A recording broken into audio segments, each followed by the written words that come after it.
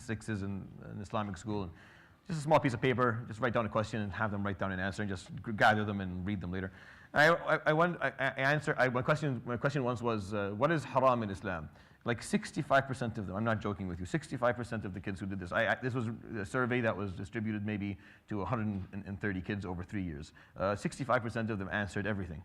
That was their answer, like word everything, right? And I would sit down and so let's go through them. What is everything? It's not everything, it's just the stuff that this society is telling you is valuable and important and significant and is cool. Yeah, so drugs and khamr and zina, and if that's what the society around you is telling you is like, oh, thumbs up, you should be trying to do that, then yeah, it's going to feel like everything is haram, but really it's only a couple of stuff that you shouldn't do. Even when it comes to food, and it's only a few things you shouldn't eat, drink, a few things you shouldn't drink. When it comes to sexual relationships, that's an exception, and we always talk about that being an exception of the rule. There's 2 exceptions. When it comes to belief in God, it's very restricted. It's only one. When it comes to sexual relationships, it's only one thing that's acceptable. Everything else is just don't do 1, 2, and 3, and then you have everything else is open for you. So it's really not that way, but it's just when you're living in a place and a time where the emphasis is on haram, then it seems like it is, but it isn't. So these verses that we recited, the Prophet ﷺ was told not to do a number of things, and the categories of these things are actually very important. So فَلَا تُطِعِ الْمُكَذِّبِينَ, don't be someone who denies the truth. Don't be like a denier of the truth. And the way I wanted you to think about this is just every time that you hear something you shouldn't be, think of the opposite of it. Like think of what the opposite is, and when you look at the characteristics that are defined by the opposite terms of what you're told not to do, you see a very beautiful character kind of evolve, like something is created that is actually quite magnificent. So al-mukaththibin, denier of the truth, someone who is biased and lacks objectivity and will not accept righteousness when they see it, right? The opposite of that is someone who's objective and righteous. Yeah? وَدُّوا لَوْ تُدْهِنُوا فَيُدْهِنُونَ, compromise, someone who compromises their principles. Or be someone who is upright, who has istiqamah, has integrity, does not compromise their principles, does not sell out, won't nothing that defines them, nothing that they believe in, nothing that they care for dearly or that they see as a principle is for sale. Nothing can be at some point, they always say the price for everything. Well, not really, not everything, not everyone. And that's really the exception to that, I think, is what Muhammad ﷺ brought. That no, certain things cannot be bought. You couldn't buy him, right? Because you didn't have anything that he wanted from you. It's hard to buy someone who doesn't want anything that you got. Like, if I want your money, then yeah, if you give me enough of it, then you can buy me. But if I don't want your money, then like you're offering me something that is useless to me, that is worthless. It has no worth to me at all. So then you can go after coercion. Coercion is different than compromise, right? Coercion is different than compromise. Compromise, you do it willingly. You do it willingly. You perform tatbi'a, you normalize something that's not normal for a fee, for a hefty fee, or for some form of status. When you're coerced to do it, when someone's doing it with a gun to your head, that's different. You're being forced to do something. You're actually Islamically absolved from that, like you're forgiven. And to a certain degree, you can be forgiven in those moments. But when you do it willingly, but someone paid you heftily for it, that's a different thing. تُدْهِنُوا فَيُدْهِنُونَ. Compromise and they'll do the same thing. So the opposite of that is someone who has integrity and is upright. وَلَا تُطِعْ كُلَّ حَلَّافٍ مَهِينٍ. Right? Al-Hallaf al-Mahin. Halaf, someone who is dishonest. They're always making oaths. I swear, wallahi, because they have to, because they know they have no credibility. Because everything they're saying is a lie, so they have to try to emphasize that they're truthful and they're not, right? The opposite of that is someone who's honest. So far, someone who is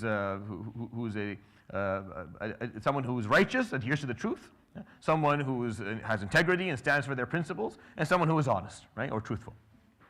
Maheen, someone who has no izzat. Al-Maheen is someone who is humiliated. Someone who just does not have any self-worth. They don't have self-value. They don't feel that they're worth anything. So they feel inferior to other people. That's maheen. So the opposite of that is someone who is humble. Is humble. Humbleness and confidence is the opposite of humility. You don't want the toxic opposite of being inferior, which is being arrogant. No, that's not. You want the non-toxic one, which is confidence, where you're confident in who you are. You're confident in your choices. You're confident in yourself. You feel a certain degree of strength in where you come from and who you are, and that's very healthy. And children should have that. Now, it should not turn into racism and supremacy, because that's obviously another toxic musibah the Quran talks about. But al-Maheen is not what we want either. Humbleness is not to be someone who is a doormat and people walk back and forth on you. No, humble is someone who understands the nature of equality that actually exists in this world. That we are all exactly, absolutely equal. And there's no way for us to differentiate from one another, or for us to point out that one of us is better than the other until Yawm al-Qiyamah, when Allah subhanahu wa ta'ala gives out the degrees. Only then can you, and even then, you couldn't do it yourself. That's something that God Himself will offer, but you don't get to actually strut around bragging, because it's not yours to begin with. It's something that's offered to you by God Himself. Jalla Jalalullah. So the opposite of Maheen, someone who has confidence, someone who has an identity. We'll talk about identity, but someone who has that strength in their character. Hammazin, Masha'in binamim. And I put these together as someone who is socially who is socially evil, or socially inappropriate, or socially sinful. Al-Hammaz is someone who is backbiting. And Masha'im bin Amim is someone who is gossiping and moving. He said this, she said that. Did you hear what this person said about you?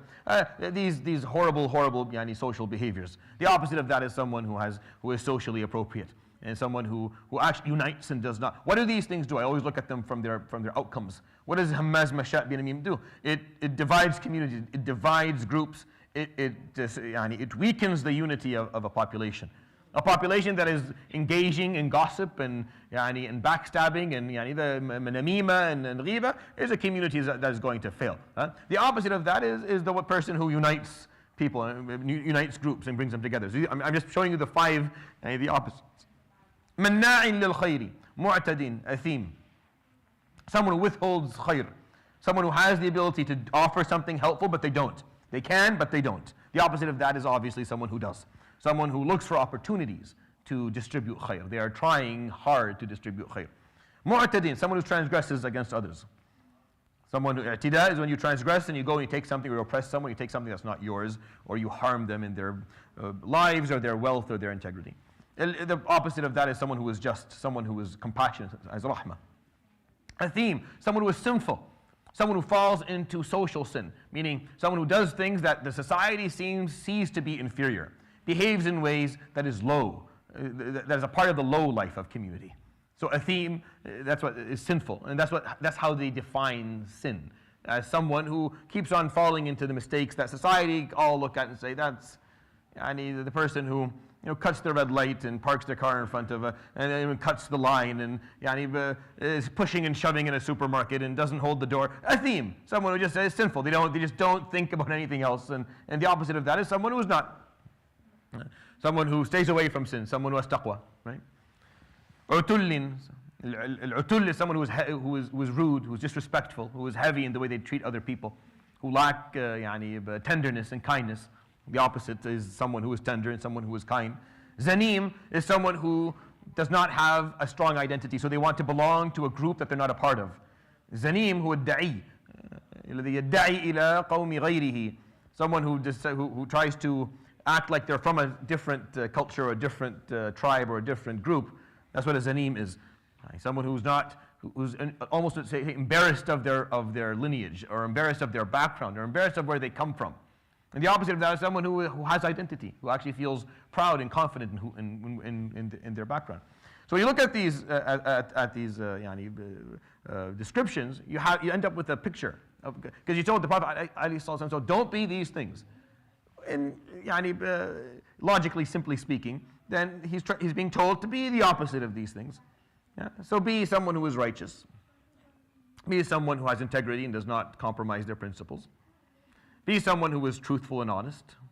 Be someone who has confidence. Be someone who is who socially unites people, who looks towards uniting communities, not dividing them. Be someone who gives khayr, who distributes goodness in every direction. Be someone who is compassionate. Be someone who has taqwa, who stays away from sin, who is not sinful. Be someone who is tender and kind to others. And be someone who is proud of their lineage and proud of their background and has a good identity. See, we talk about this a lot here because we feel it. Younger people growing up feeling that they don't belong, and they want to belong, so they give up and they wish they weren't Muslim, and you don't know about these things until you have conversations with kids, and they're comfortable enough to tell you how they actually feel. when they're in a position of identity weakness, where they feel that it's that they don't, like, they're not proud of who they are. They don't want people to know where they come from. They don't want to talk about the country that they hail from, and they don't want to talk about the religion that they belong to. So they never bring it up. So their name's Muhammad, so he's happy to be called Mo. If his name is Yusuf, he's happy to be called Joe. It's just easier that way because it doesn't have to come up, right? It doesn't have to actually come up because there's some degree of embarrassment and shame of being, and that's what we as Muslims have to actually have to push back against that strongly for the hope and the security and safety of the next generation. We have to make sure that they're very, very proud and confident in their identity and who they come from. And subhanAllah, what happened over the last year and a bit in Palestine, it brought out a lot of that. People started, especially younger people in universities and high schools, they start to come out and wear the kufiya, for example, right? And talk about, I'm from Palestine, and I'm from Syria, and I'm from Masr, and I'm from there, wherever country they can, and they had a little bit of pride in that, a sense of this is something that matters, and it's important that I talk about this. And it's nice to see that, but it will fade away, as everything does. Everything fades away with time. The affinity to any cause will fade away if there's not active movement towards supporting it and strengthening it, and keeping it alive. So those are the 10 characteristics the Prophet ﷺ was told to be. And if you think about them, that's who Muhammad ﷺ was. When you think about him, he was someone who adhered to the truth at all costs. He never compromised any of his principles. He's someone who's always honest, always truthful. He was someone who was very confident in himself and was humble, was never a doormat, alayhi salatu wasalam.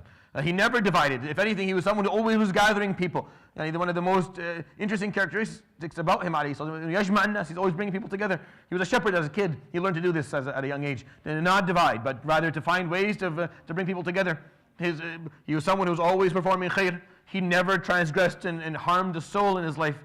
He stayed away from all actions that were sinful. He was always tender. He was always someone who had a clear identity in who he was, and no one could take that away from him. That's describing Muhammad alayhi salatu wasalam. But in the way of telling you, don't be the opposites, don't be these things, because these things suck.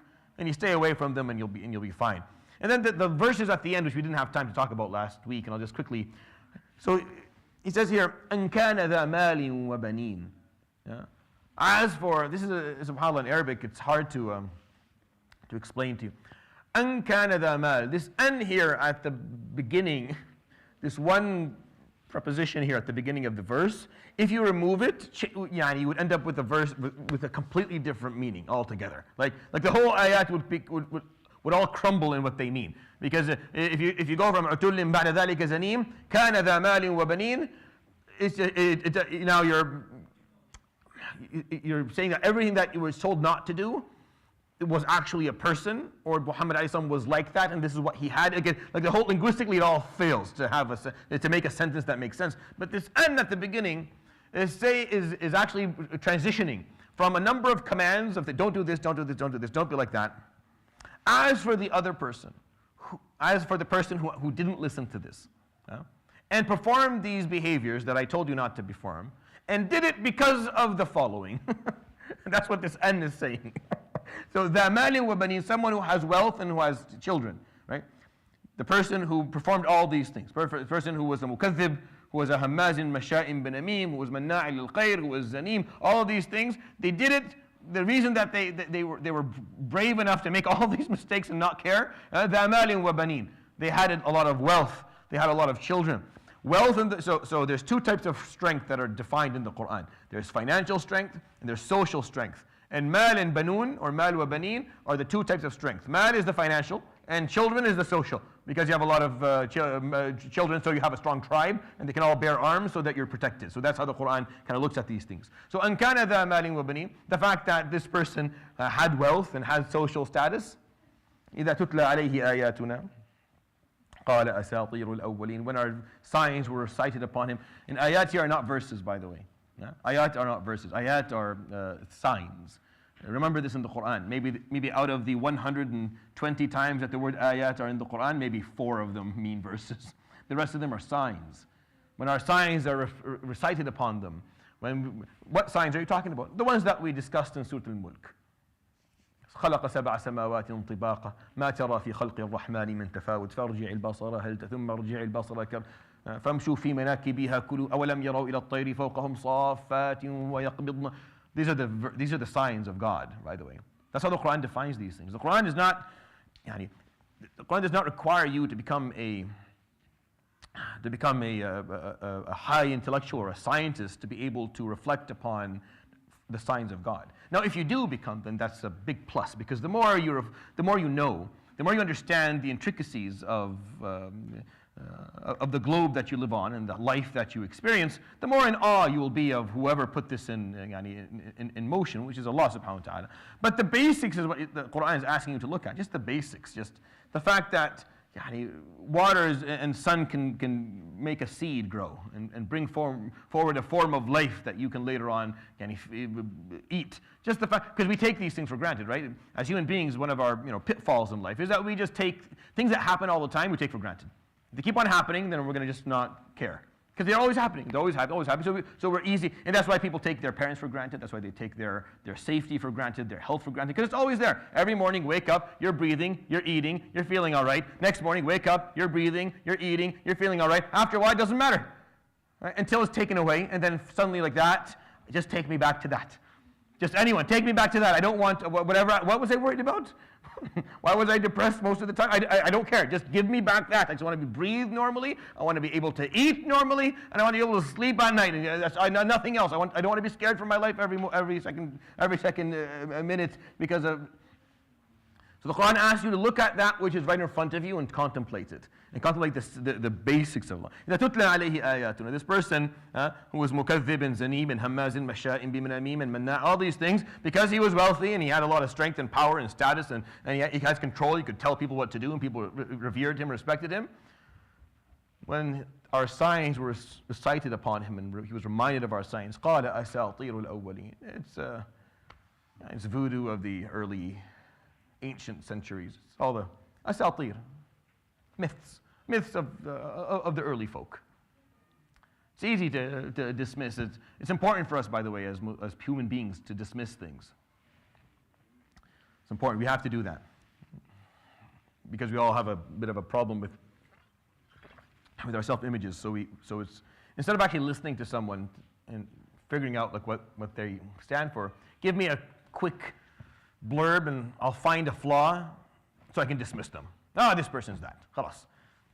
And you think about that, it's one of the worst things you can do. Like you took a human being with all of this person's history and their hopes and their dreams and their accomplishments and you broke them down to one word. Just one word. Fulan, that person's he's arrogant or he's loud. Imagine it happening to you. Like I think about it myself. If they break me down and say, he's loud. That's it? There's nothing else about me. There's nothing. These 39 years I've been alive and everything, the people I've known, the things I've done, the hopes and the dreams and the failures, the mistakes and the successes and the helps, all of that just to one word, khalas, and just put me in a category and you close the door and that's it. Yeah? You do it all the time to other people. Right? Think about when it's done to you. It's very hurtful. So what he did is it's all myth, it's all garbage. It's all garbage. And he just closed the door on the absolute truth. On the absolute truth. Something that would have changed his life, something that was offered him a chance at immortality after death. Something that offered him a life that he couldn't dream of and wouldn't dream of, even with all of his wealth and all of his social status. He wouldn't find. He dismissed it with a word. That's what arrogance does to you. That's what arrogance does when you have wealth and you have strength. Start dismissing people. Now fulan is this and fulan is that. And you start just categorizing, putting them in a little box, compartmentalizing them. Here's the box for all the arrogant people that are all cocky and annoying. Here are the people who are this, and here are people. It makes life easier. We do that because it makes our lives easier. Because it's much more difficult to actually listen to a person, see them as human beings and empathize with them and see where they're coming from. That's much more difficult. It takes way more energy. It's much harder. So we don't. That's what he did. Now, some scholars will say it was Walid al-Mughira, the father of Khalid ibn al-Walid, radiallahu anhu. His father al-Walid was one of the supreme leaders of not just Quraysh and Mecca, but of Arabia itself.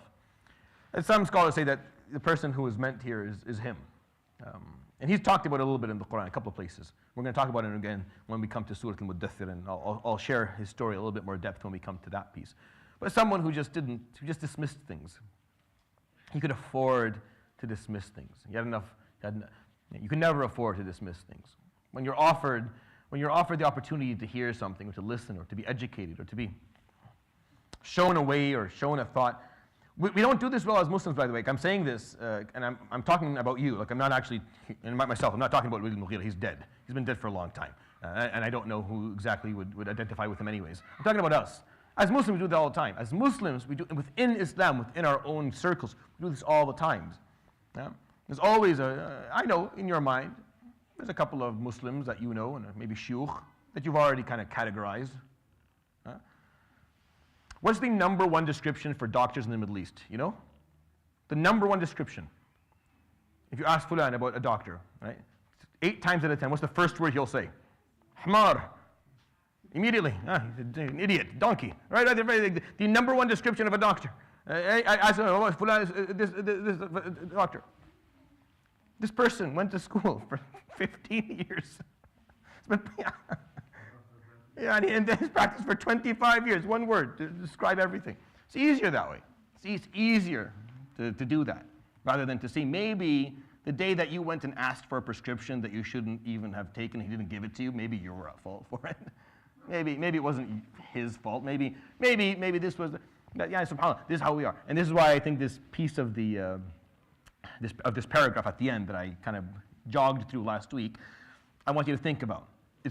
You were told not to do a number of things, 10 characteristics. Don't be like that. Be the opposite. Be like Muhammad alayhi salatu wasalam. Then this description of a specific one. Someone who allowed their financial and social wealth and status to let them be dismissive. Of what? Not of fulan, some random Joe like myself. Who cares what they... Of ayatuna. See the word? إِذَا تُتْلَى عَلَيْهِ the signs of God himself. The signs of the divine. You can get that arrogant, or you can dismiss that. Dismissing a person, we do this, we're going to do this whether you listen to me today or you don't. You're going to fall into this, yeah, we're all going to do it at some point here. May Allah forgive us all. May Allah forgive us for these things. But this person didn't do that. He didn't dismiss a person. He dismissed the signs of the divine. That's what happens, is that these small mistakes that exist on the inside, if you don't tame them, if you don't remove them, they turn to monsters. Or else, how did Iblis say no? How could you, right? How could Iblis say no? Isn't it mind-boggling that Iblis would say no? Well, not really. If you understand what arrogance is, it's not that hard to understand it. It can happen. Oh, for sure it can happen. You and I could have the same problem too, if we don't listen to these characteristics. When Allah told us, وَإِنَّكَ لَعَلَى خُلُقٍ عَظِيمٍ, telling the Prophet ﷺ, you are rooted and you stand upon a very solid character, great character. And then he explains to us what that character is. You don't compromise. You're someone who's righteous. You don't lie. You're someone who is who's always out for khair. You never transgress against people. You have confidence. You have identity. You're someone who knows whether... These are the things you need. You have these characteristics. Then you'll be all right. You'll be able to protect yourself as life dishes out to you what you're not looking forward to. We're going to start with ayah number سَنَسِمُهُ عَلَى الْخُرْطُومِ يُسْتَوْلَ at the end. We are going to label him upon his nose. Min yawm al-qiyamah he'll come, he'll be labeled at the part of his body that is most apparent to people. This piece is the one that protrudes out the most. Now you stand straight, the piece, the part of you that is most ahead is your nose. Rarely is it anything else, honestly, unless you have some pathological problem with your forehead or your chin or your, if you're standing straight, your nose is the farthest. So it's the thing that's closest to people, farthest away from you, the tip of your nose. Right?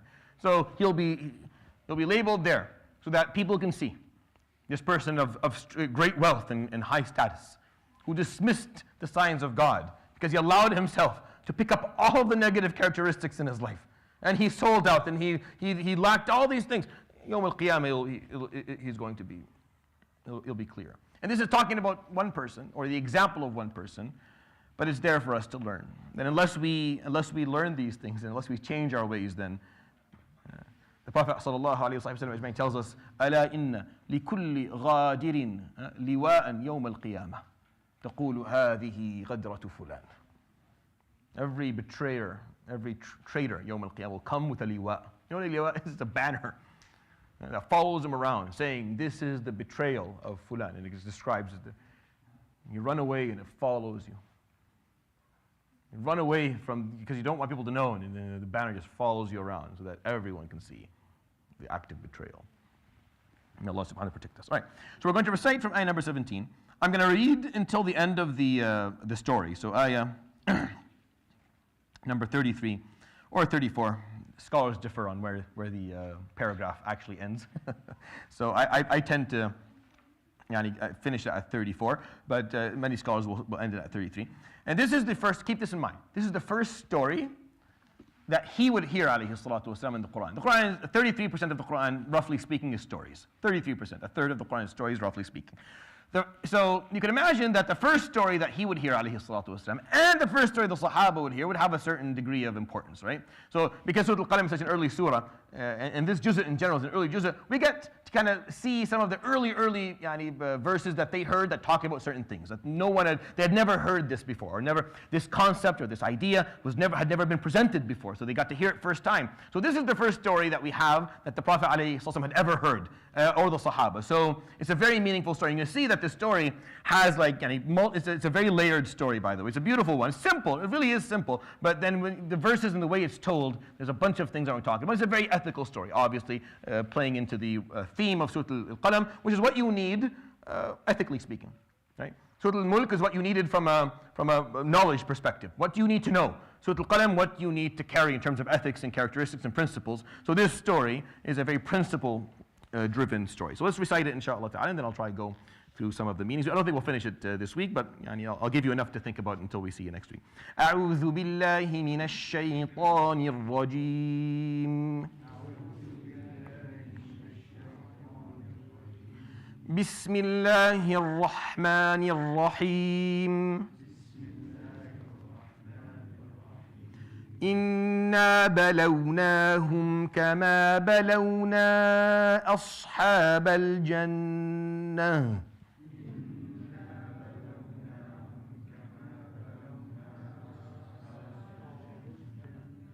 إذ أقسموا ليصرمنها مصبحين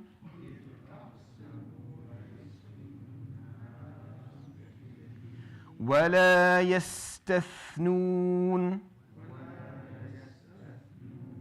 فطاف عليها طائف من ربك وهم نائمون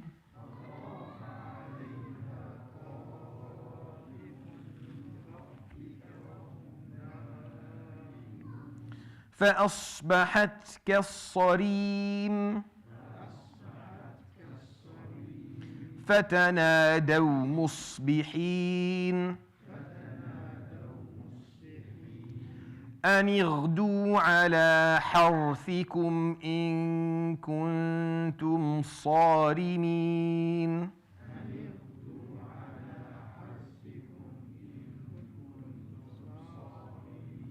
فانطلقوا وهم يتخافتون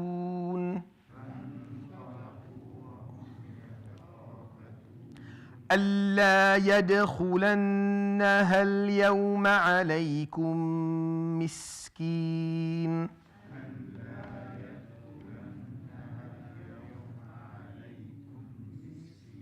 وغدوا على حرد قادرين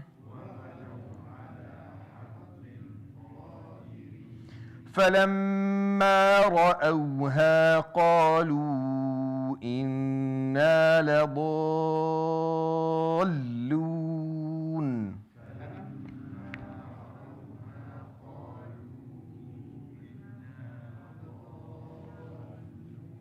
So قالوا, you're going to give it 4 counts. The waw, قالوا, 4 counts. And then لضالون, you're going to give it 6 counts. So it's a 10 count verse plus the 2 ghunnas. فَلَمَّا, that's 2, and then inna, that's another 2. So it's 14 in total. So these are little things for you to kind of think about. بَلْ نَحْنُ مَحْرُومُونَ قال أوسطهم ألم أقل لكم لولا تسبحون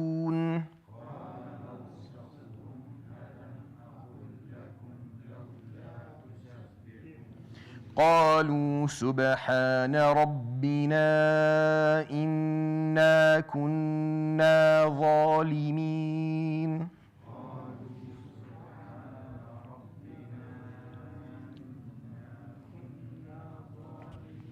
فأقبل بعضهم على بعض يتلاومون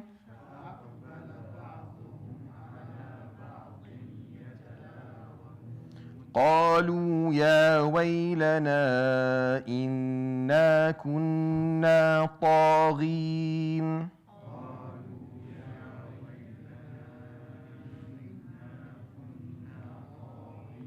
عسى ربنا أن يبدلنا خيرا منها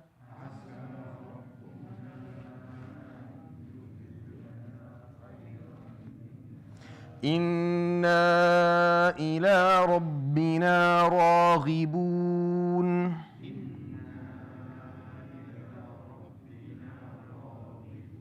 كذلك العذاب ولعذاب الآخرة أكبر لو كانوا يعلمون إن للمتقين عند ربهم جنات النعيم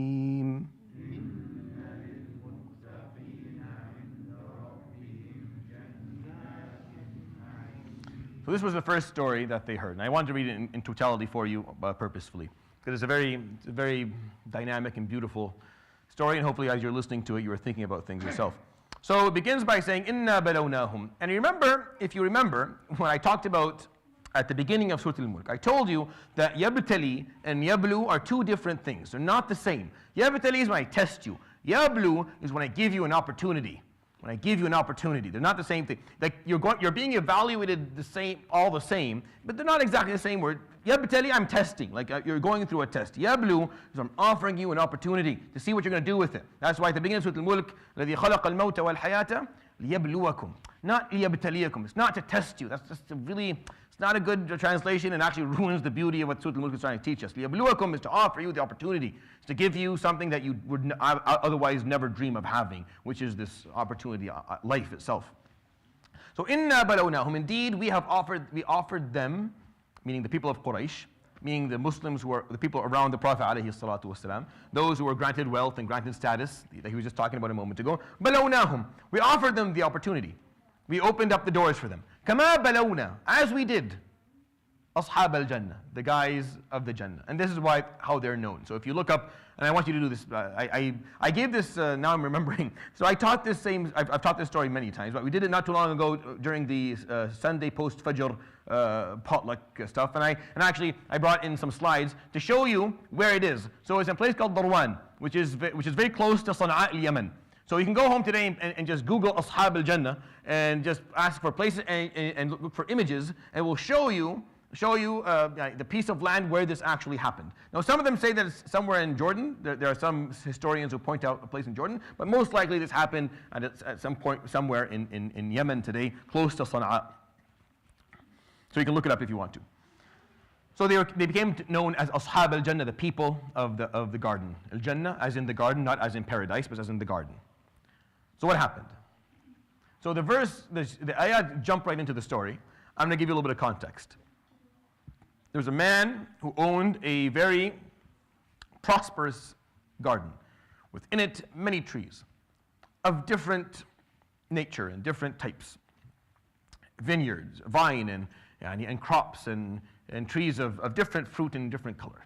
And it was a large garden, to the point where he was able not only to make enough money to live himself. Now, as a farmer, a garden doesn't really do much for you. We come from farming backgrounds, and farmers live and die in debt and ignorance.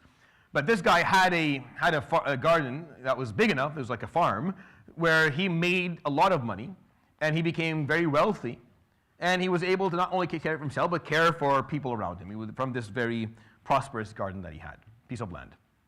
And his habit was that at the time of hasad, at the time of going and gathering the crops, he would allow the poor and the needy to come in the morning, yeah, and take what they want. And then he would harvest and ship out to sell, which is technically speaking what zakat is, right? وَآتُوا حَقَّهُ يَوْمَ حَصَادِهِ. So our zakat, when it comes to if you own land or you have crops or you have trees, it's not like the zakat that you pay for your wealth, your bank account. It's not where you wait for a year and then you pay it. No, when it comes to crops and to trees, the day that you harvest, if you put together more than 650 kilos or 600 kilos, then you give either 10% if you didn't pay any money into this and the sky just watered it for you, or 5% if you were irrigating yourself. So this man apparently was a mu'min billah subhanahu wa ta'ala, and he knew that zakat needed to be paid upon crops and upon trees and the fruits on the day of harvest, so he did it beforehand. Like he had all the people come in, take what they wanted, and then he would harvest it and ship it out and sell it and make his money. He passed away. The story is a story of legacy. It teaches us a critical point that should scare you. There's a lot we're going to learn in this story. I'm going to point out maybe 5 or 6 things that are important. But the absolute, the very important aspect of this is that when a beautiful ethic or principle or value is established, you are at huge fault if you remove it, if you stop it. If an act of beauty has been established and on your hands it is removed, be very, very careful. Be very, very careful of being the person who stops an act of khair or removes a beautiful value that existed in a community. Be very careful. This man established a value of generosity, of empathy towards the needy and the poor. He established a habit for them. He did something beautiful. But his 3 young boys, or his 3 sons, they didn't see it that way. They didn't feel the same way. They did not, because that's what you inherit. I'm going to tell you, I'm going to give you the bottom line of the story at the beginning so that we can read it and you can see it at the end. That's what you inherit. You inherit values. You don't inherit wealth. Wealth doesn't matter. The wealth that you inherit, you're going to spend in record time. Whatever your dad left you, at some point you're going to use, you're going to abuse, you're going to sell, you're going to get rid of. It's not going to mean, but what they left you are values. That is what you want to hold on to. You want to hold on to the principles and the ethics that they gave you. And honestly speaking, that's what you remember. You don't remember the things that they left you. Like most of the time you don't necessarily, and if you do, then you're even in bigger trouble than I even thought. Like if what you're remembering is, oh, my dad left me a piano or a car or this piece of, these things, it's what reputation he left you. Yeah? What did he teach you? What were the characteristics of this person that you're going to carry with you in your life, you're going to build on? Now, that's what's meaningful. That's what people inherit. Which is why the Prophet ﷺ passed away and left nothing in terms of physical wealth. He left nothing because he said it. إن الأنبياء وإن العلماء ورثة الأنبياء وإن الأنبياء لم يورثوا درهما ولا دينارا وإنما ورثوا العلم فمن أخذه أخذ بحظ وافر. See, the scholars are the inheritors or the heirs of the prophets. Prophets did not leave behind them dirham or dinar, wealth. They left knowledge of these things that we're talking about, the knowledge of what values are, what is right and what is wrong, what is worthy and what is not, what is beauty and what is ugliness. That's what they left us. So whoever takes that is the inheritor of prophets. Whoever takes that, is spoiled in terms of their inheritance. They are spoiled in terms of what they got in there. You got a better cut. You got a better cut. If your siblings walked away with the majority of the wealth and you walked away with the characteristics that your father carried, you walked away with a better cut. You walked away with a better cut. Because that's what lives on. And that's what matters. No one remembers what you owned 100 years from now. If you have a grandchild sitting, we'll be dead in 100 years, and one of our grandchildren, inshallah, if we do this right, will be sitting in my spot talking to people. And if you You think they're going to remember what you owned? No, they remember what you were. Remember how you were, the way you spoke, and what you did, and what you stood for. That's what's going to live on. This father left them a legacy of karam, of generosity, a legacy of empathy and love towards the people who are in need. He left something beautiful. They didn't see it. They just saw the garden. Understand what I'm saying? They didn't see what he actually left. They saw the garden, the piece of land, the farm. We need to protect it and hold on to it. That's not the legacy. Legacy is what your dad did. It's the fact that these poor people summon on their own at the morning of harvest, knowing that they will be allowed in to take what they want, and they won't be humiliated or mistreated or yelled at or shunned, as poor people are usually treated when they come with their hands open. They'll come in and be treated well. The story, if you go back and read in the books of Tafseer, I'm sorry to emphasize this piece because this is important context. The Mufassirin talk about this man opening the gates at every morning when the harvest was happening, welcoming these fuqara in. He would stand there and welcome them in, ahlan wa sahlan, and he would give them the baskets, which they were going to go use to take what they wanted. And when they left, he would ask them, did you get this? Did you need? I don't see any strawberries. I don't see any apples. Here, make sure you take from everything so that you have. That's the legacy he left. Yeah. That's وَكَانَ أَبُوهُمَا صَالِحًا, right? That's it. That's it. They didn't see that. They didn't see it. They just saw the garden.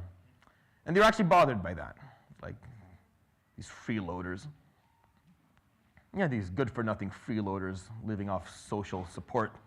Ontario Works, good for nothing, making us pay more taxes type of, that was their feeling. Yeah. Again, same problem of the guy before. And كَانَ ذَا مَالٍ وَبَنِينَ dismissed, إِذَا تُتْلَى عَلَيْهِ, he dismisses the signs of God. He's well off, he could do that. Dismiss the poor. Categorize them all as a bunch of, what are you doing? Are you insane?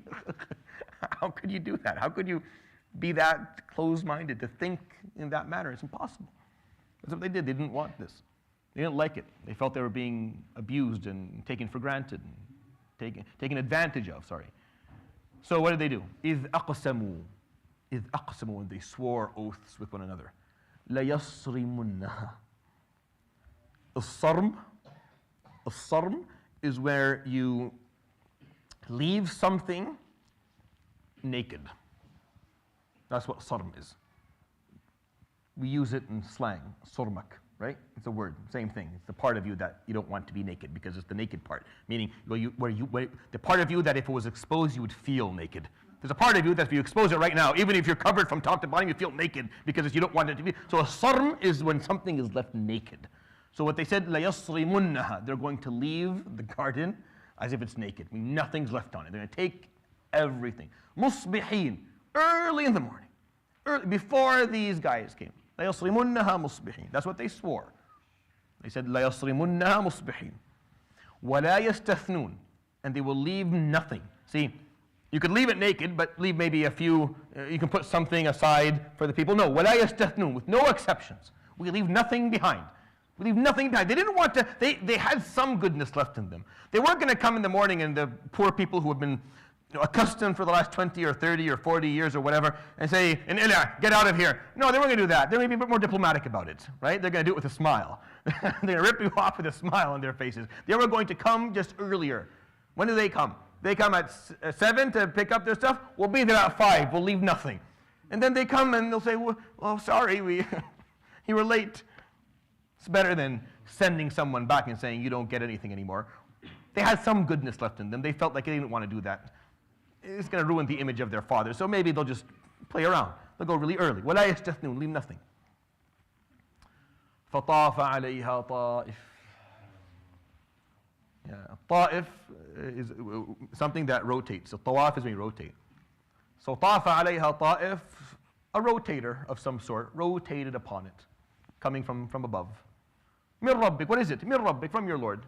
The Quran is not interested in explaining whether there was a comet or a Nizek, or who cares? Like maybe there are people who get into these nitty-gritty stuff for no reason. The Quran tells you what you need to know. Whatever it was, something that rotates in the sky rotated its way alayhi, upon this piece of land. وَهُمْ نَائِمُونَ, when they were sleeping. They were planning to get up early. Right? They were planning to get up earlier than the poor people so that they would harvest it while the poor people were sleeping.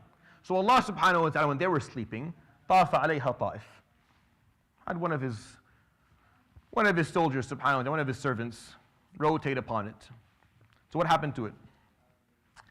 فَأَصْبَحَتْ كَالصَّرِيمِ. Now, the word that they used was what? What did they say what they were going to do? إِذْ أَقْسَمُوا what? لَيَصْرِمُنَّهَا. Right? That was the word. So he made it كَالصَّرِيمِ. He made it truly naked. You want to make the trees all naked? No. He made it كَالصَّرِيمِ. Something that's actually naked. There's nothing left on it. Till this day, go Google the place in Yemen and look at the images. It's a piece of land that nothing has grown on since. And nothing has grown on since. The only similarity I have to this piece of land is the harra, al-harratan. الحرة واقع من حرة المدينة المنورة على ساكنها الصلاة والسلام is surrounded by two pieces of land that are volcanic rock from the east and the west. You can't enter Medina from the east and the west. You have to enter either from the north or the south, because till this day, this volcanic rock you can't build a highway on. You can't do anything on it. You can't. There's no army that can march on it. Nothing. You may be above, but you can't move on it at all. My father had a friend in Medina who would take me out sometime and show me some of these. Like it's all black rock, and you would take a penny or a piece of and drop it and wait for like 6 seconds before I hit something on it. Down there. It's insane how deep some of the cracks between the rocks actually go down. And it could easily engulf a young child, and easily could just slide in there and never be found again. فَأَصْبَحَتْ كَالصَّرِيمِ. That ta'if, that rotator that Allah sent and it hit it, made it absolutely naked. You wanted to make it naked? Well, here it is. كَالصَّرِيمِ. فَتَنَادَوْا. And nida is when someone is calling. فَتَنَادَوْا, meaning they called upon each other. This is saying that it wasn't like one of them. Usually in these stories, there's always only one person who's really... No. They were all at the same level of wanting to do this. So they all got up early and they were all calling on each other because they were all awake. Ready? Yeah, ready? I'm ready. Yep. Are you ready? فَتَنَادَوْا مُصْبِحِينَ. Nice and early in the morning. What did they say? أَنْ يَغْدُوا عَلَى حَرْثِكُمْ. الْغُدُو is when you go, when you go early in the morning. الْغُدُو. وَالْعَشِي is when you come back at night or in the evening. أَنْ يَغْدُوا, let's go in the morning. عَلَى حَرْثِكُمْ, upon your harvest. إِن كُنْتُمْ صَارِمِينَ, if you are still willing of the intention of taking everything, as we had agreed. So this verse is kind of explaining that they didn't go home that night, sleep and say, that was a bad, we shouldn't have done. No. The Quran is showing us that their intention was true. Their intention of leaving nothing was clear. Many times you'll make a bad intention in a moment of anger. Like someone will do something to you and get really upset, so you'll make this bad intention, but then a moment later you'll cool down and say, no, astaghfirullah, I shouldn't have said that. I'm not going to do that. I'm going to do it differently. May Allah forgive me. But no, these guys, they swore that they were going to do this. They slept that night, woke up in the morning telling each other, Sarimin, we're going to get this done. Yes, we're going to get this done. They were still, Allah subhanahu wa ta'ala knew that, so that's why what happened. إن كنتم صادقين. فانطلقوا. So intilaq is when you departure. When you depart, sorry. So they departed. وهم يتخافتون. And they're speaking. Al-takhafut is when you speak in a voice that only the person who you're speaking to can hear. That's what takhafut means, right? Is when you're speaking in a voice that only the person the people you're speaking to can hear. It's whispering. It's whispering basically. فانطلقوا وهم يتخافتون. Why? Because they don't want to wake anyone up. What are they saying as they are whispering to each other? This an that you see at the beginning of these verses is to quote them. So, أَنْ يَغْدُوا عَلَى حَرْثِكُمْ, an is to put a quotation. What did they say? أُغْدُوا عَلَى حَرْثِكُمْ إِن كُنْتُمْ صَارِمِينَ. The Quran is quoting them. That's what they said, establishing that this punishment was not excessive. This is what they wanted to do. And then they were whispering. What did they say? أَنْ لَا يَدْخُلَنَّهَا الْيَوْمَ عَلَيْكُمْ مِسْكِينَ. May no needy or poor person enter your orchard today. May no person in need enter the orchard today. وَغَدَوْا عَلَى حَرْدٍ قَادِرِينَ. This part of the story, this ayah is very, Al-hard We use this in slang as well. المرأة حردت, right? So what is it? What do we mean by that when we say a lady حردت? She deprived her husband of herself. Right? The hard is when you deprive someone of something. فالمرأة حرداني, that means she's depriving her husband from her presence. So even that in Arabic is used like she's upset, but really what she's doing is she's depriving her husband from her presence in the house, which is he's paying for this, because it's all pain and it's all bad, right? The hard is the ability is deprivation, is to deprive. وغدوا.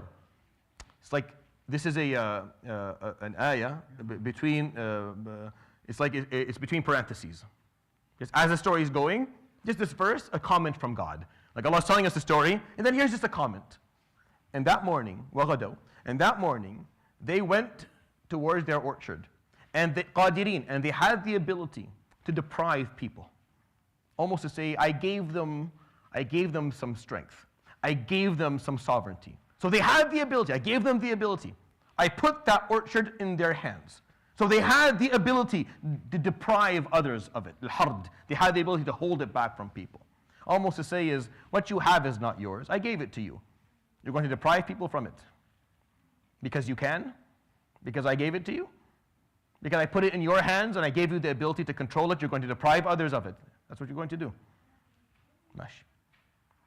All right, fine. Go ahead. Go ahead. We'll see.